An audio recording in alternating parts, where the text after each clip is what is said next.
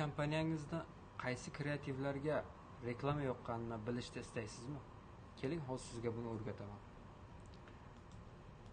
Qaysi sotuv postlardan foydalanyapti, qaysi kreativlarga target yoqyapti, buni hoziroq sizga qanday ko'rish kerakligini o'rgataman. Buning uchun Google ga business hamon o'zi avtomatik chiqdi. .facebook.com/ads/library shuni yozamiz va kirganda mana shu holat to'g'ri turimiz O'zbekiston tanlashimiz kerak va bu yerda Visen tanlayman va biz nimani ko'ramiz? Aytaylik, International School ko'raman. Shuni yozlarmidi? Hamma chiqdi. Qarasak bu yerda 16 mingta podpischik, 19 mingta qaysi biri bo'lishi mumkin? Mana Samarqand bor ekan. Samarqand tanlaymiz. Refresh qo'raman. Bizda target yo'qilgan ekan. Qaraydigan bo'lsak, International School Samarqand 88 ta kreativiga target yo'qibdi. Xo'p. Ko'radigan bo'lsak, 17-dekabrda target yoqqan, 2025-yil, ya'ni yaqinda yoqilgan. Platforma faqat Instagram tanlanibdi. Video va knopka registratsiya tanlanibdi. inter.nation.uz saytiga yo'naltirilayotgan. Shu orqali siz raqib kompaniyangiz yoki qaysi kompaniya qayerga qanday target yo'qotganini aniq ko'rishingiz mumkin bo'ladi. Bu yerda qanaqa sotuv postlari ishlatilyapti, qanaqa sotuv kreativlarni yaratyapti, hammasini bu yerdan to'liq ko'rishingiz mumkin. Bundan tashqari yana boshqalarni ko'rishingiz mumkin. Masalan, men Coca-Cola'ni ko'rmoqchiman. Coca-Cola.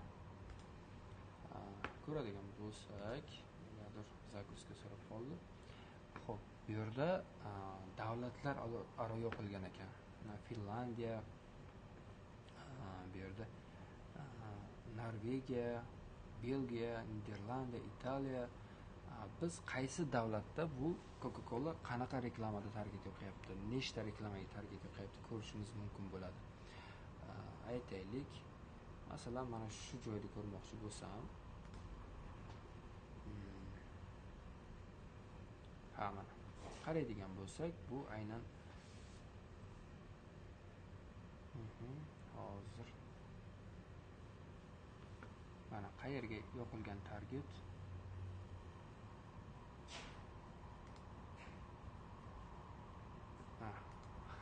O'zlari o'sha aytadigan bo'lsak 330 ta kreativga target yoqqan ekan. Va yana dalsh ko'rmoqchiman. Fransiyani ko'ramiz. Refresh.